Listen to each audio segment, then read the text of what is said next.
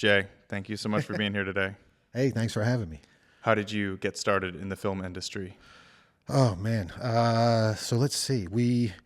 My first stunt job, I guess you could say. I hustled before I knew what hustling was. I was in school for film still, doing some projects that I had to do. We were doing like green screen stuff, and I had to do a bunch of projects, and I was filming sketch comedy with some friends of mine, and we were inspired by Chappelle's Show and In Living Color, Saturday Night Live, classic stuff. And we were also doing our own stunts. We loved Jackie Chan. We were all martial artists. We all, loved the stunt aspect of it. So we were doing videos that kind of played into like our martial arts background, doing our own stunts, training to do these own stunts, training to do our own little movies and stuff once I got out of school and have our own little independent thing going on. One of the guys that we were training with and doing all this stuff he was like a fitness guy and a model and a fitness model, and he had an agent, and she wound up getting him on this Bollywood movie. At the time, Pennsylvania and Philadelphia in particular was getting a lot of work because they had a big tax credit when the incentive came to town here, before they did away with it, before they crushed most of it, really is what happened. They just did away with a ton of it. But a lot of stuff would come, they would film the exteriors in New York, and they would come here and film the stuff on the streets, and they would use New York police cars and New York license plates and stuff like that to make it look like they were filming in New York, but they would get it way cheaper. So a bunch of Bollywood movies were filming here, and his agent got him on to do background stuff, and she was like, hey, if you have some friends that want to do some background, they have this college scene, you want to do some college stuff. And so that's how we all kind of jumped on with his agent doing these Bollywood movies. And after doing a couple scenes on the first one, she messages us and she says, hey, bring business casual to this PNC building in Philly, blah, blah, blah. You're going to be on this FBI building shoot that they're doing. And it was like a group email, and she was like, Jay, I want you to bring like all black outfit with you. And I was like, oh, what do I need an all black outfit for? And we were doing this thing, and it was all about 9/11, all terrorism and stuff like that. It was all about the terrorists attacks in 9/11. It was shortly after that. So that's what these movies were, a lot of them were focusing on. It was like terrorism. And so I was like, what do you call him? Black outfit? I don't really look like a terrorist. And she was like, oh, no, the stunt department might need some extra SWAT guys, and you have the look for SWAT guys, so bring an all-black outfit with you. And I was like, oh, okay, great. So I had a whole tactical black loadout for a SWAT guy because we were doing our own films. We were planning our own films, and these were action films that we wanted to do. So I had all this stuff, plus we played airsoft, plus we had, we were into all this kind of, tactical stuff. So I brought my full loadout with me onto set that day. And long story short, guy comes out. There's 300 of us in the room, extras, and he starts reading off names. Where's my SWAT guys at? And he starts calling off names. I'm like, shit, they got SWAT guys already. He's already got all his guys. And my buddies are there with me, and they're like, you should just go up and ask him. Just go up. You brought your stuff. Just go up. And I was like, all right, I'm just going to go up and I'm going to ask him. And I grab my bag and I walk up. Excuse me, sir, do you need any more SWAT guys? I got a whole tactical loadout here in my bag, and my agent said you might need. And he was like, he looks me up and down, and he's like, wait right here. Goes off a couple minutes. I'm standing there in limbo. My buddies are like, what's going on? I'm like, I don't know. And he comes back. He's like, you're hired. Come with me. And he was the assistant stunt coordinator, it turned out. He introduced me to the main stunt coordinator, who was a guy from New York, because they hired a New York local to coordinate here in Philly on this movie that was supposedly taking place in New York. And that's how I got in. He was like, I didn't even know Philly had stunt guys. I can hire some locals. Hey, here's my card. Send me your stuff. Send me your buddy's stuff. I was like, yeah, there's a bunch of us. We all train together. And that was it. That's how a bunch of us from Philly here broke into the stunt world.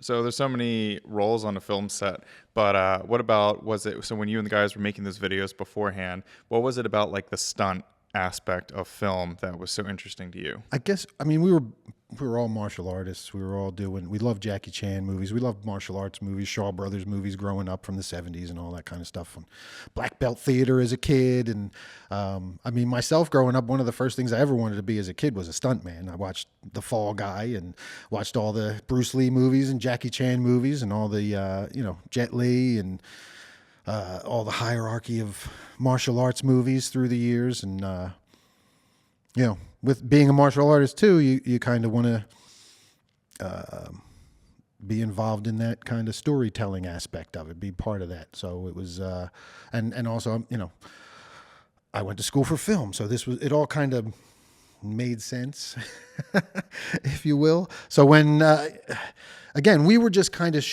originally we were just shooting these videos because I had projects for class and we were doing comedy stuff.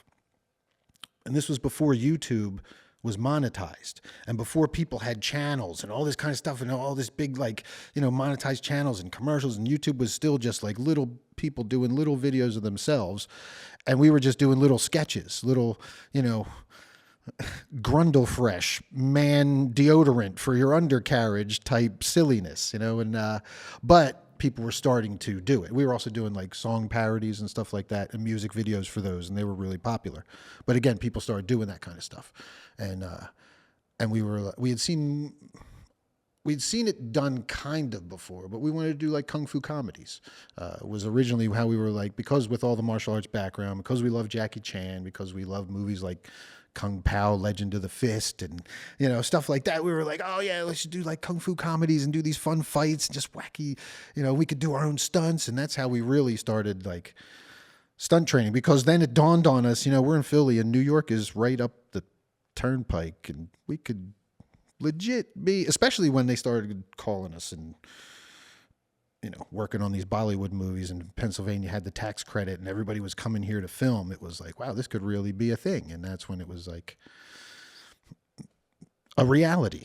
Did you start out as a stunt performer and then that transitioned into stunt coordinator? I mean, I kind of was putting together the fight choreography. I didn't know what I was doing stunt wise. I didn't know terminology. I didn't know any of that. I would just watch some behind the scenes stuff. And for these little shorts that I would do, that we would do these comedy things, it was just basic fights, and I would learn basic fight choreography. Then I went and worked on some actual films, the Bollywood stuff, and worked with actual stunt coordinators and started to learn the terminology. Was introduced to other people. Another big part of it was when The Last Airbender filmed here, 𝐏𝐢𝐜𝐬𝐿's live action version. Oh boy. Yeah. So that was big because that's how a lot of my little group who was doing our thing for my little short films and our little fun stuff.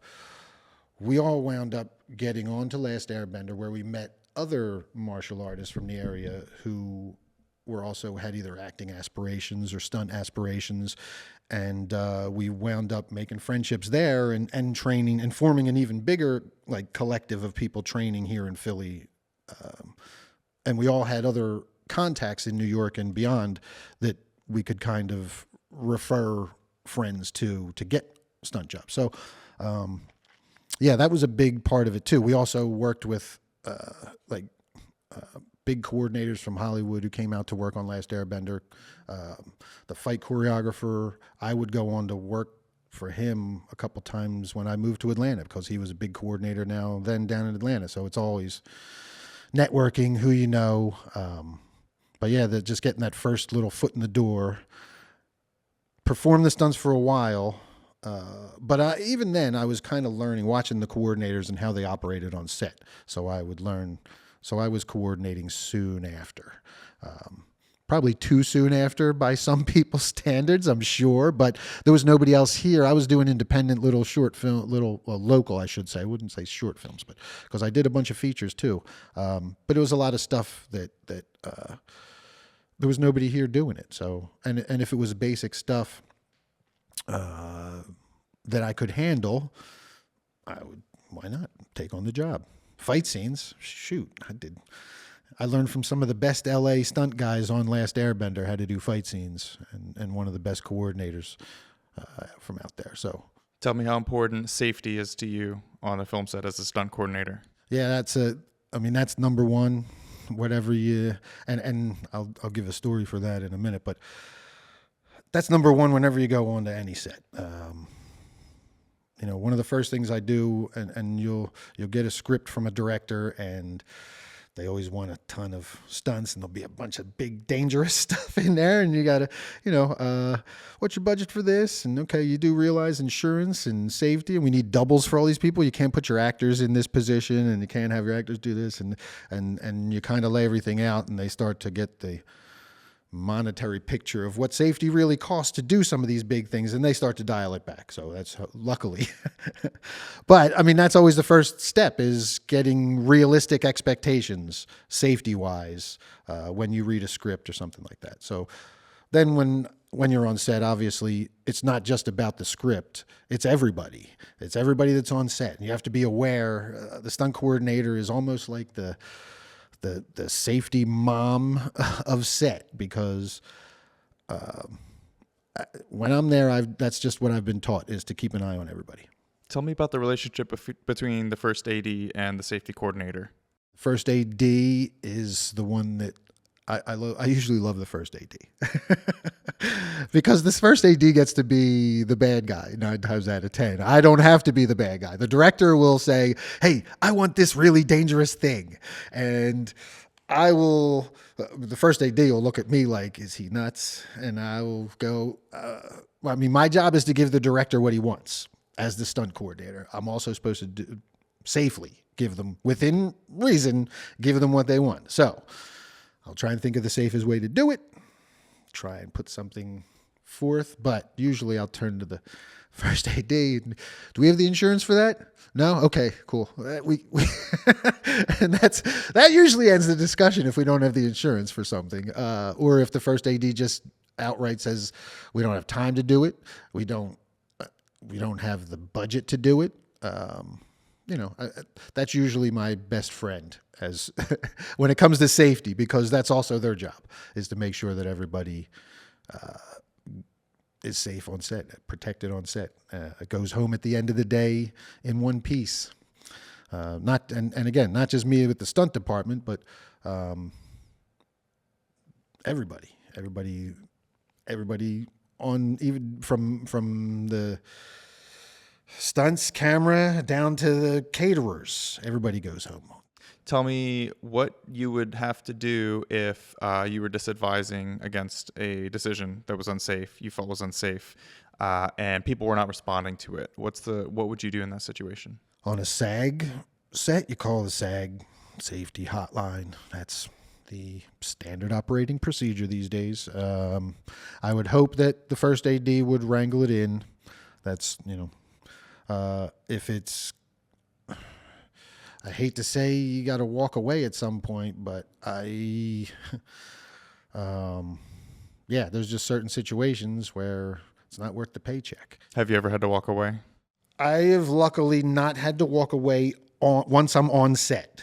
I've had to walk away from a couple projects prior to getting on set because the message just wasn't getting across, and things just weren't, I could see red flags that weren't being addressed properly, and I was just like, yeah, I'm just going to step away from this because it's not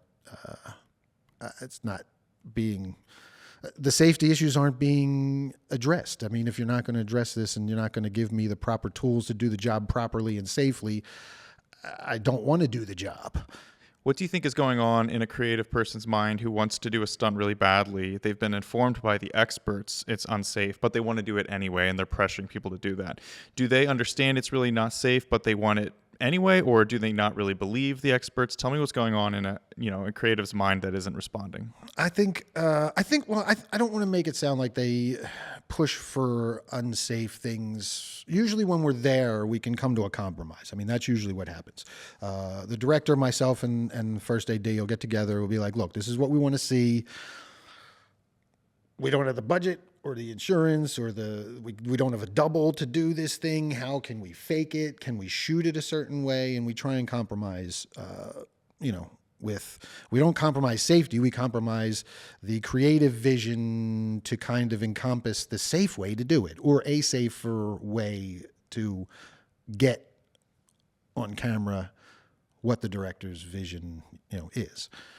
There's plenty of ways to trick the camera. We're in the magic, movie making business. So, there's plenty of ways to fake things, to make things happen without actually putting people in harm's way these days. So, unless you,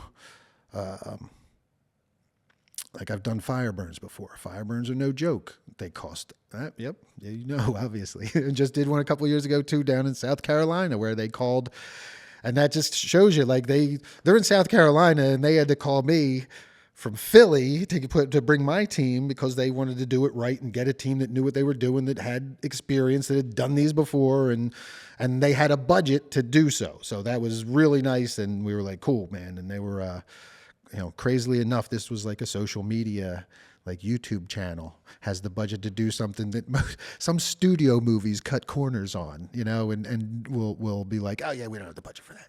And these guys were like, oh yeah, we have the budget for that. Bring your whole team down. We're talking about compromise on film sets. I was working on a production, and the first AD was very, very tight, about restrictive on what we were able to do. We kind of were working on it. We were kind of falling into line. And then by the end of the shoot, things had loosened up a little bit, and things that took we were resetting a train to go back and forth. But what used to be everyone had to be 100 meters away, now it was okay, you can what? Tell me a little bit about acclimating through dangerous or risky maneuvers, and how you might restrict things earlier and then loosen up later. No, that's absolutely, it's a process. And the first time you run anything, you run rehearsals, and if you're lucky, you get to rehearse before you're on set. We all know that that's not a reality. Sometimes these things are happening on set, and you have to have, stunt with a burning car, and you don't know how much fire is going to be the first time the car explodes. You don't know where the gas goes. You don't know how the ray is going to be. So you want to put everybody at the maximum safe distance, and then you run it, and you see, okay, well, that wasn't so bad. The explosion or whatever it was, like in your case of a train coming or whatever, it was moving pretty slow. We can bring them in a little closer, and you can evolve in the process. You just do it safely. You don't want to do giant jump, and you don't want to start too close. You want to be able to, and again, I'll take stunts as an example. Sometimes maybe you're working with pyro. I've done stuff where we've had a car explode. Or just not even the car actually explode. I was a stunt guy. Car was behind me. Mimed explosion with a charge going off inside the car that would shatter the glass, and it would shoot out all over me as I threw myself to the ground. Like a big explosion made it happen. Again, movie magic. Didn't have to really put me on a jerk vest, yank me out of the way, or put a big explosion or anything like that. It's a little compact explosion with charges on the police car doors, so that, and I just big, and they had dust in the car that went off and everything, and it looked like this big explosion. But it was me throwing myself to the ground. But you have one take, so if you only have one take, and you know that you only have one take, err on the side of caution. You're not going to have that evolving process. You know what I'm saying? When you have, if it's something where, okay, we could reset the train, do it again. Reset the car, is going to come around the corner, hot, do it again. Let's see how safely, how many times he hits his mark. If that's his mark and he hits that mark 5 times in a row, we can maybe bring a couple people closer, bring this people crossing the street closer, that kind of thing. But if you're only doing it once, err on the caution side. So we're on a film set. Time is money, as I'm sure you're well aware, producing your own film. But safety is also paramount. So how do you reconcile safety and time with efficiency? It's a tricky, and you also have to bring budget into there too. I mean, because budget is always a concern. I mean, budget is usually what's going to dictate how efficiently you can work sometimes. If you don't have the manpower to move equipment fast enough, if you don't have, you know, if you don't have to reset the box rig or the airbag where you're doing the fall from. I mean, you know, you got to take into consideration. And that's where, again, good first AD, working with the stunt coordinator, you've talked about this stuff beforehand. Hey, look, one take, this is how long it's going to take. It's going to take us 10 minutes to reset if he doesn't get it on this take. Just so you know, resetting the car, guy jumps off a 3-story building into a airbag. The airbag's got to refill. It's going to take time for him to go back up there. He's got to, you know, so box rig, going to crush all the boxes. We just worked with a box rig. You got to remember, you're going to crush some boxes. It's going to take a couple minutes. So good AD and coordinator can talk to each other, and they know, hey, look, you have X amount of takes. If you're trying to spend this much time on your shot, here's how many takes we can get, just so you know, because it takes this long to reset this particular stunt. If you're doing a train thing, how long does it take to back the train up and reset it? That's going to take a while, right? I would suspect stopping a train, backing it up, going, you know, if that's the kind of thing you're doing with a train on set, coming back in and out, you know, or same thing with cars. You're doing a police chase coming around a corner hot. How many times I've been in New York City and we do a chase where they have our streets blocked off, or they block them off for the shoot, and then they're like, okay, now you got to go all the way back around in regular traffic. And we're like, okay, so time the first one, and just remember, however long it takes us to get all the way back around the block to set, that's how long between each take it's going to take for you to get one of these. So you got to kind of be prepared. My next point, how much does preparation play into efficiency? That's the key there. If you could be prepared, you have all this stuff kind of in line, you know ahead of time what you're doing. You have the right amount of people working on it. You have the right people working on it.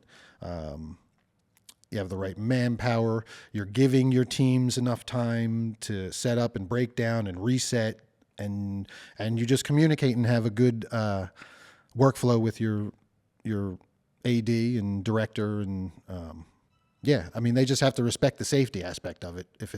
If you're really getting into stunts and you're doing dangerous stuff, you really got to respect the safety, and understand that takes time as well, because at the end of the day, you don't want to be, God, I hate saying it, but you don't want to be the next Rust. I hate even going there, but that's where we're at this point, because that's where, you know, cutting corners on safety gets you. Tell me what it's like, especially on the very large, high caliber sets that you've been on, how important honesty and communication are. Well, and again, time is money. So when you're on a big budget set, there is a ton of money being spent every second that clicks by.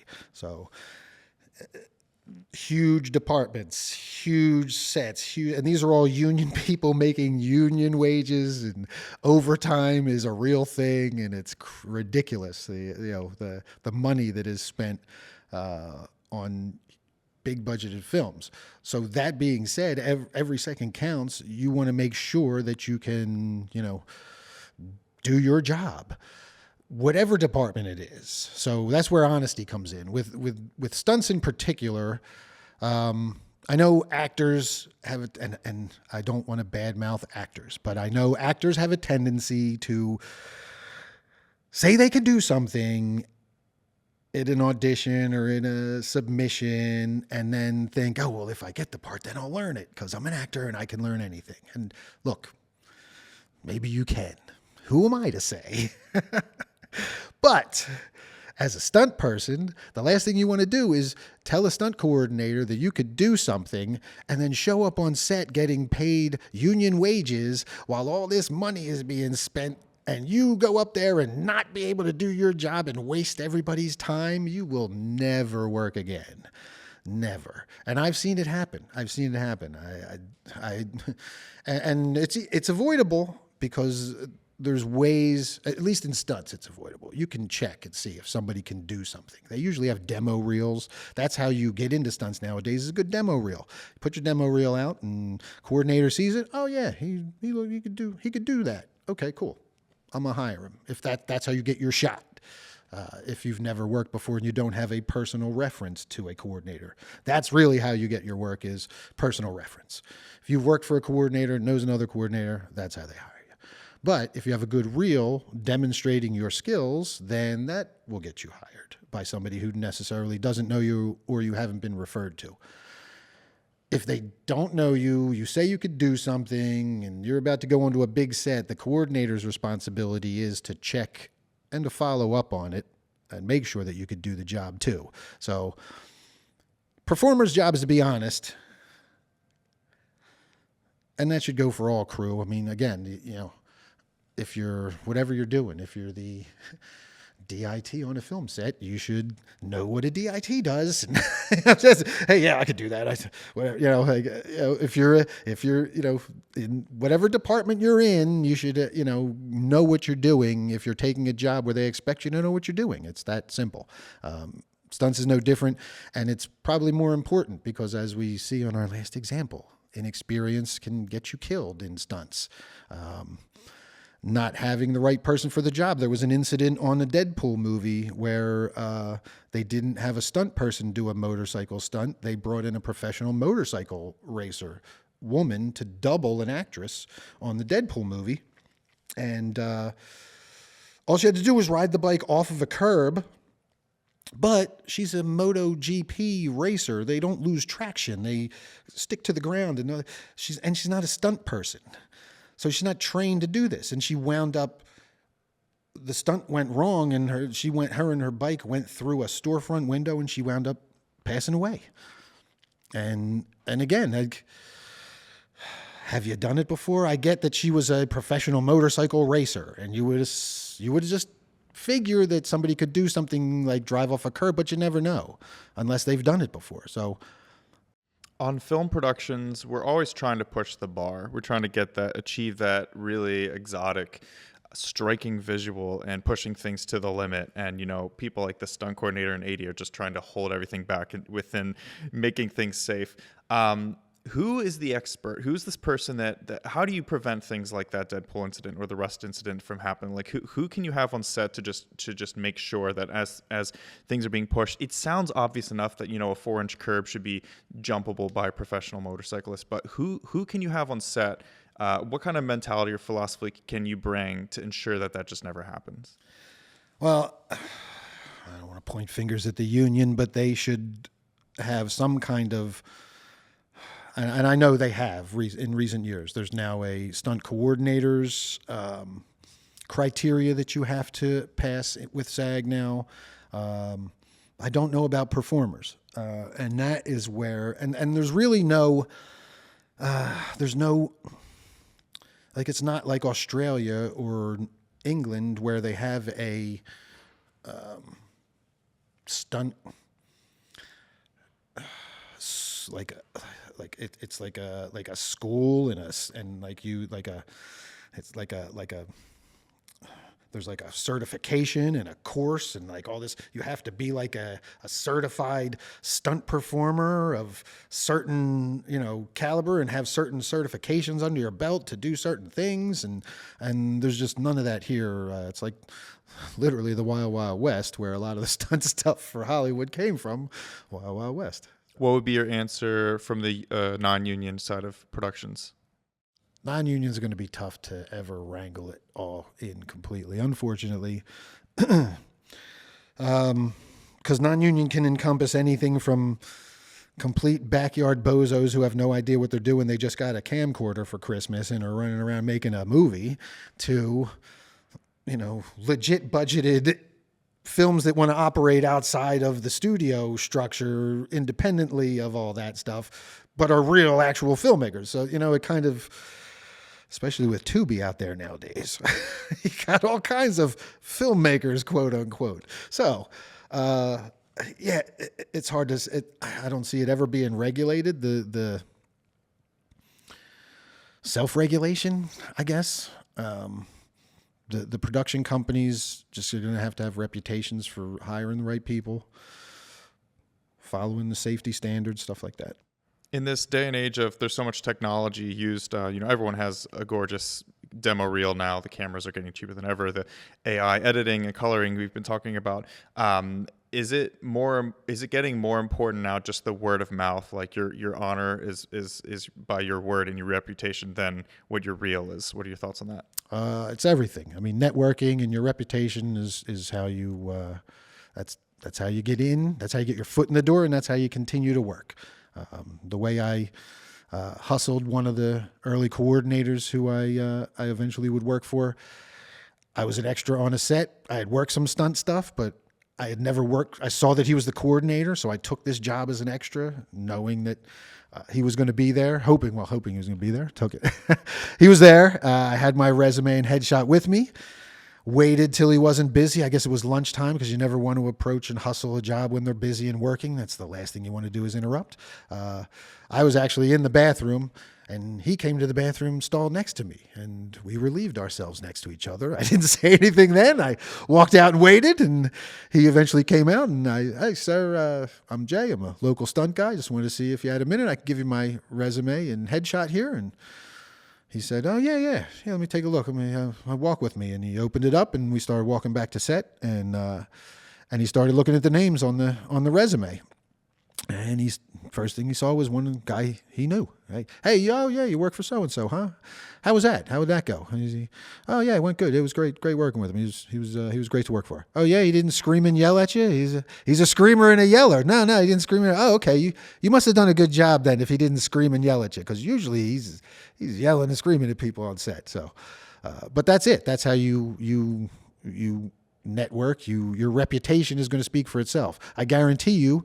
After that, he went and called that coordinator I worked for just to double check. Hey, this kid hustled me on set today. Said he worked for you before. How'd he do? And that's where your reputation comes in. If you did a good job, you might get hired. It's a small industry. Very small. Tell me a bit about your relationship with the grip department as a stunt coordinator. Grips are usually great, because they're ready to jump in and help out if I need them.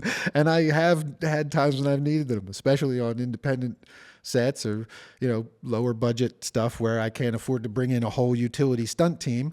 I might need a couple strong guys to grab some ropes and pull, and that's where the grips come in. And again, they're very respectful, and they know, they're very safety conscious. They're used to working around pointy objects all day and heavy equipment and moving stuff in and out of trucks all day, and electrical gear.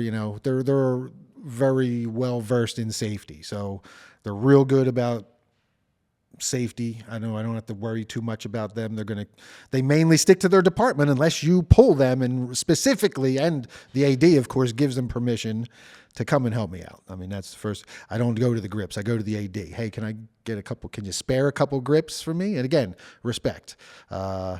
Respect the job that's being done. Respect that everybody's got a job to do. So I ask, hey, do you have a couple grips you could spare? We can get this stunt done if I got a couple guys who could pull some ropes. How important is the energy you bring to set as a filmmaker? Good question, because I hate working on uncomfortable sets, and I have stories from uncomfortable sets, and I have stories from just great sets.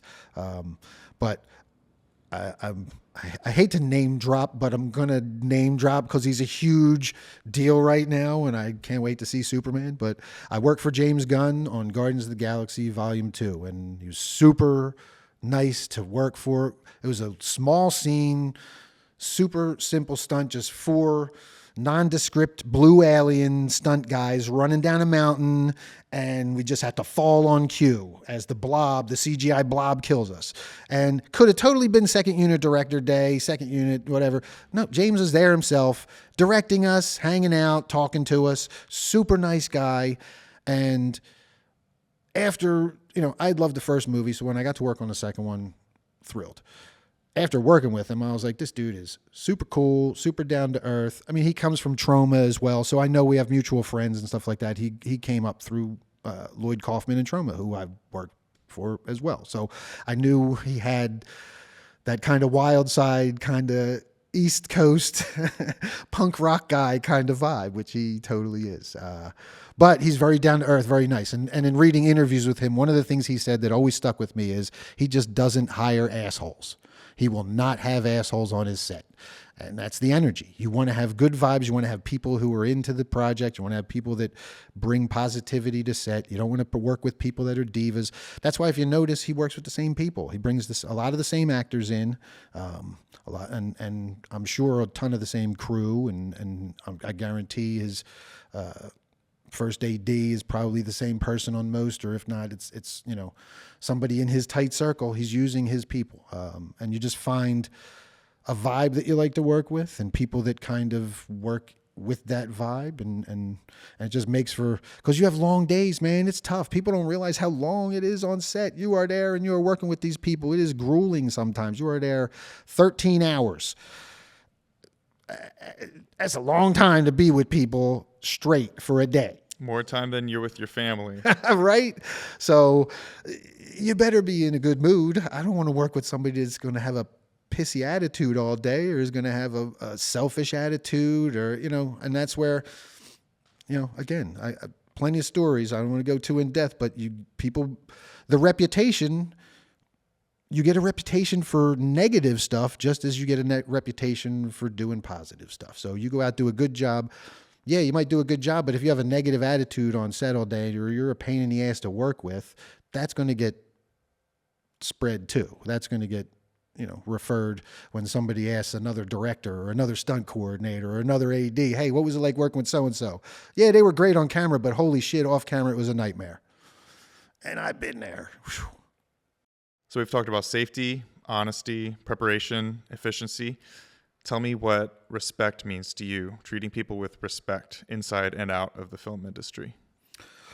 It all plays into your reputation and the good vibes and a lot of what we've already talked about tonight. There's, you have to have respect for everything. You have to respect safety. You have to respect the people on the set. You have to respect, and that should be everywhere you go. You have, there's a lot of dangerous stuff in the world, but a lot of it on film set. There's a lot of dangerous things on film set. So respect departments, respect other departments. Don't touch other departments' stuff. If somebody needs to put a light somewhere, respect their space. And again, I hate the stories, but I hate to put any department down, but we've dealt with stunts, man. We extras will just, because and I get it. It's the thrill for them to be on camera. They want to get their face, but they will creep into areas where they have been told not to go because there's a stunt about to happen in a crowded room or something. And that just, and you've got to respect it. That's a safety issue. It's not just, number one, you're disrespecting the director who told you where to stand, or whoever your person was that told you where to stand and do what you're supposed to do. You're disrespecting the people that gave you this job, because now you're wasting people's time. Again, efficiency. You're being inefficient because now we got to reset you and do the thing again because, the stunt guy can't throw his punch all the way because he might punch an extra. And I don't want to pick on extras, but because it'll come down to everything. I've had, different departments will be on set doing a fight rehearsal. We've been given our specific fight rehearsal time, and I won't name the department, but certain departments want to get in and do their thing as well, and will start to intrude on our rehearsal or our space, and that's where the respect is all, the same thing. Or we wouldn't. Stunts is we try to be very respectful. We try to be ready. Nobody waits for stunts is a motto. That is like a golden rule. If that was one of the first things that was ever drilled into my head, the first New York set I stepped foot on with one of my mentors. Nobody waits for stunts. Don't ever, ever have to look around. You don't want the director AD looking around. Where's our stunt guy? Where's our stunt double? Where's the stunt coordinator? Where's the stunt person at right now? We're ready for stunts. They might take all day to get to you. You might sit there for 13 hours before they get to the fight scene. You might be falling asleep in a trailer, but you better be ready to go when they're ready for stunts. Nobody waits for stunts, and it's a respect thing. You're there. You're given this opportunity. Respect everybody else's time and money and everything else that's going on. And I'm just using stunts as an example because that's the world that I've most frequently lived in. But it goes for every department. It goes outside of filmmaking as well. respect people's lanes. People do things. They're in certain jobs, or they're in certain positions, or they do certain things in life, or they excel, or they move forward, get higher up because they're good at something. They know what they're doing. Sometimes maybe respect the lane and take some advice. I think maybe listen more than we speak sometimes, and respect that we don't know everything, and some people might know a little more than us in certain areas. I heard a funny phrase: if you're new to the industry and it's your first day on set, the best thing you can say is nothing. Yes, 100%. Just sit there and take it all in. Man, my first day as like an extra on, I had never been on a giant Hollywood set before Last Airbender. And my first day on set there, I mean, we weren't even on set the first days. My first days, we were in a warehouse doing giant battle scene choreography for like 3 weeks before we even stepped a foot on actual set. So that was a bit overwhelming at first to have that many people and being thrown into the fire. And like, I mean, I was ready because I felt like I'd been prepared for it, training for it and all this stuff, but actually being in it, man, it was big. And then going to set, it was like, so yeah, I just kept my mouth shut and took everything in. I soaked everything in that I could. I was like a sponge.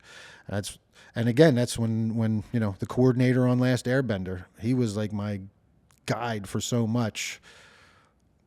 From one of it was a long experience, one of my first experiences, but I just was, quiet, paid attention, did my job. And, when he had time to speak to him and pick his brain a little bit, him and other stunt guys would talk to us. We were special ability extras. We weren't stunt guys. We were extras who were glorified because we had a martial arts background on Last Airbender. So that's why we were there. So we had, again, we'd respect the stuntmen and the stunt coordinators and these guys who were out from LA who were, doing their thing. We gave them, we saw it even happening then. That's where we learned the thing about the space.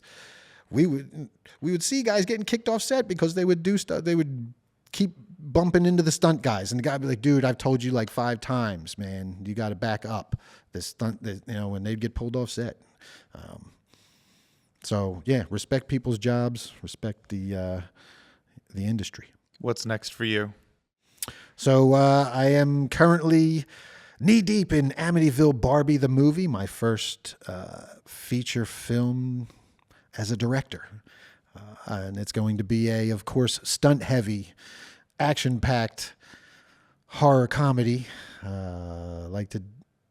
Evil Dead meets Buffy the Vampire Slayer, if you will, with some Scott Pilgrim thrown in. So I do a lot of video editing these days and some VFX, so I'm doing the VFX on it as well. I co-wrote and I'm directing it, and it's very stunt heavy. It's very schlocky and fun, but it's like it's a high stunt project. Like we're very ambitious with like the stunts we want to do. A lot of wire work, a lot of practical effects. It sounds like your love letter to film and stunts. Yes, absolutely. And horror. I mean, along with martial arts, horror has always been my favorite genre, my favorite, area of entertainment, not just in film. I just love like horror stuff, attractions and merchandise, all that kind of stuff, cartoons, everything. But yeah, I get to combine everything, my stunts, my love of practical effects, horror. I get to parody Barbie and a lot of other pop icons these days. And it's going to be it's like if Chuck Norris made Scary Movie. Tell me where we can track your feature and where we can find you online. Deadsville Productions is my production company, and you can find me as Ronin James Greene, director. I am on Facebook as Deadsville Ronin. I'm on Instagram. We have TikTok and all those wonderful social media outlets that we're supposed to be on, YouTube.